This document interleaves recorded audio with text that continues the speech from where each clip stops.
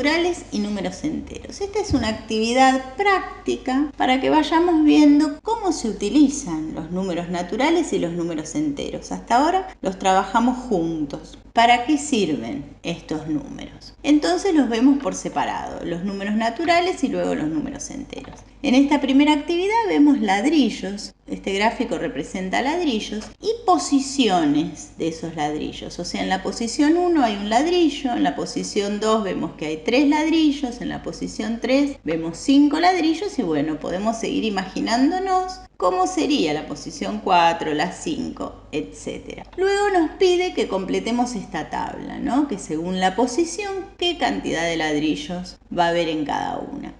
Después nos pide si podemos enunciar una fórmula que conociendo P nos dé por resultado C para cualquier posición. Y luego al revés, si conocemos C y queremos obtener la posición. Después vemos un gráfico.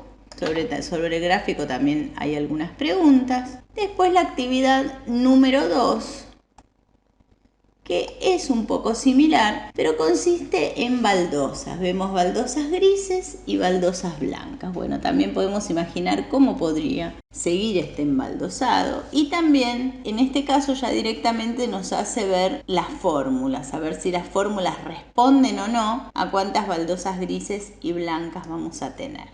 Después tenemos la actividad número 3, que consiste en que tenemos 3 figuras y de cuántas maneras las podríamos ubicar. Por ejemplo, esta es una manera, triángulo, cuadrado, círculo. Pero también podríamos decir círculo, cuadrado, triángulo, círculo, triángulo, cuadrado. Bueno, hay que buscar todas las formas posibles. Y ver también si encontramos alguna manera de darnos cuenta cómo hacerlo si en vez de 3 tuviésemos más.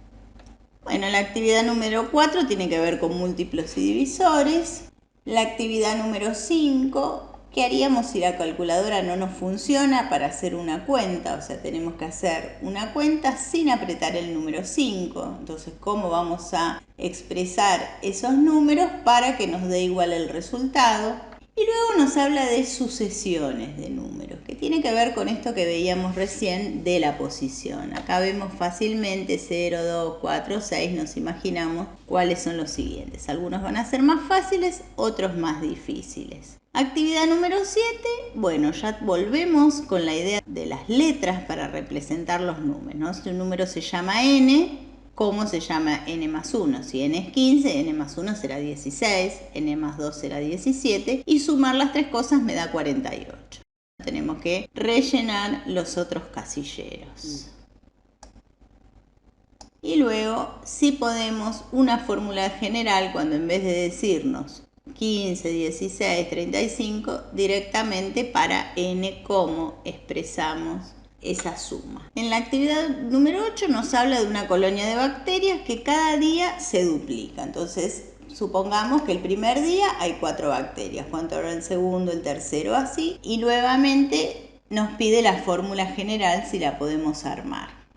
Y luego arrancan las actividades con los números enteros. Acá vemos que hablamos, por ejemplo, de temperaturas, donde hablamos de temperaturas sobre y bajo cero. Y luego nos pide los números opuestos.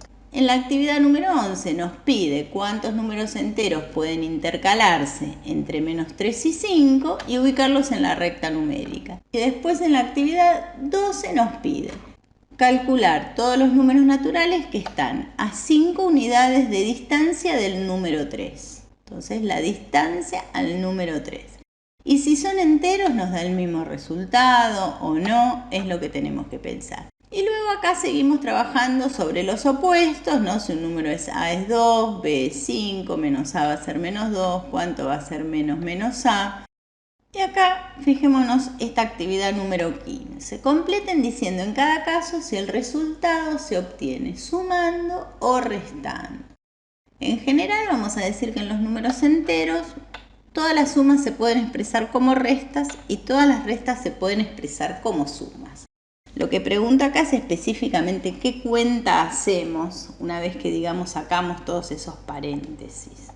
Actividad número 16, sabiendo que A es menos 2, B es 4 y C es 5, completar con menor, mayor o igual. Y vamos a ir reemplazando en una hoja aparte para ver qué tenemos que poner, si mayor, menor o igual. Luego, bueno, la ciudad de Cartago fue fundada en el año menos 814, empieza a ver cómo se comportan los años en cuanto a años antes o después de Cristo y que hagamos los cálculos. Y luego dice, pensé un número, lo multipliqué por menos 3, le resté lo opuesto de 6 y obtuve menos 9.